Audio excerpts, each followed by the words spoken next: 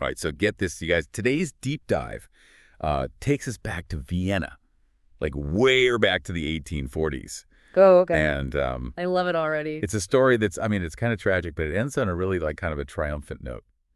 So you sent over all this stuff on this Dr. Ignaz Semmelweis. Yeah.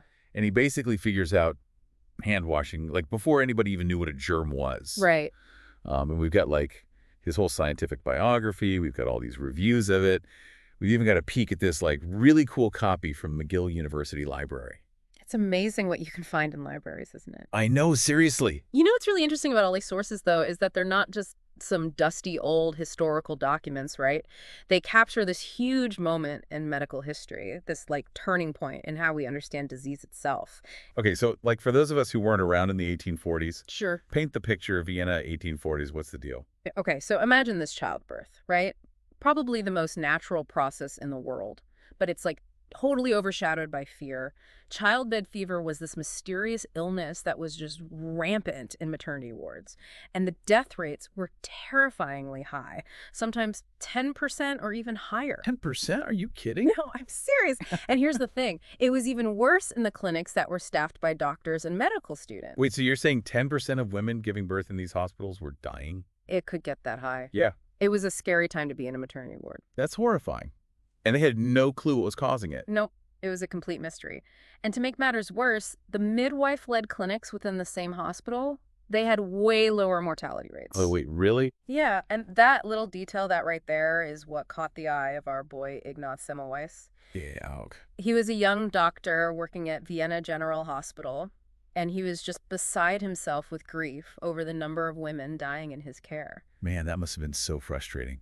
To be a doctor and feel so helpless like that. It really was. He described it as a constant torment. Oh, wow. He was determined to figure out why these women were dying and, more importantly, how to stop it. Well, thank goodness for that, right? Right. And then this really tragic thing happens. It's like something out of a movie.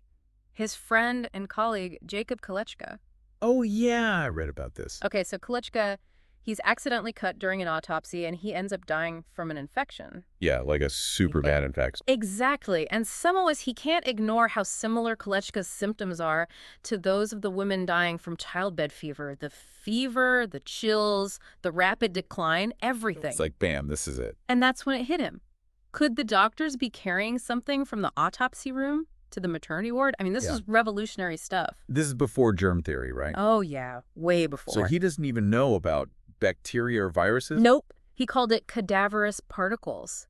This, like, invisible, harmful substance that clung to doctors' hands. It's wild. That is amazing, though, that he was able to make that connection. I know, right? It's a testament to how crazy observant he was and his ability to put two and two together. Yeah, for sure. Yeah. So what did he do? So get this. Based on his cadaverous particles theory, Semmelweis comes up with this super simple but radical solution: hand washing. He's like, everybody wash your hands with this chlorinated lime solution before you even think about touching a patient.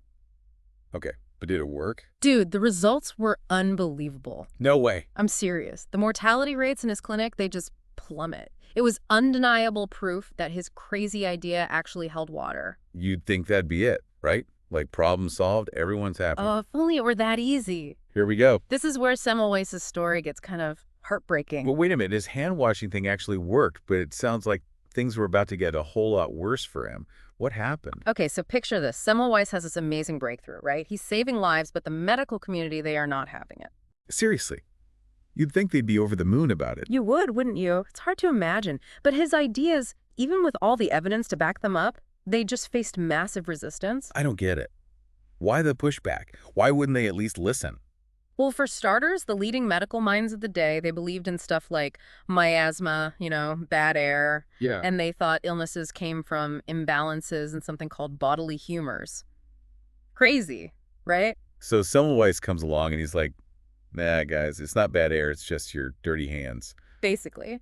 And the medical community, they were like, excuse me, this guy's telling them to toss out centuries of medical knowledge based on some invisible particles they couldn't even see. So instead of looking at the results, they were just stuck in their ways. Pretty much. They weren't ready for something that totally rocked their world like that. It's kind of sad, though, when you think about it.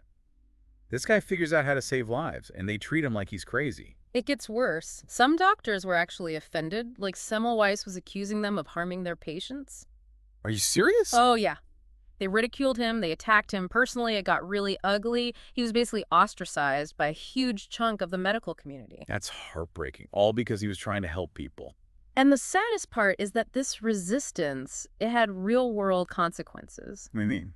It meant that hand washing wasn't widely adopted for years. It wasn't until much later when germ theory came along, thanks to scientists like Pasteur and Koch, that people finally started to understand what Semmelweis was talking about. So he never got to see the impact of his own work? No. Semmelweis died in 1865. His brilliance basically unrecognized in his lifetime. That's tragic. But at least his work is appreciated now, right? Absolutely. Today, Semmelweis is celebrated as the father of infection control. The fact that we wash our hands to prevent the spread of germs, that's all thanks to him. It's amazing when you think about it. Something so simple, but he had to fight so hard for it. I know.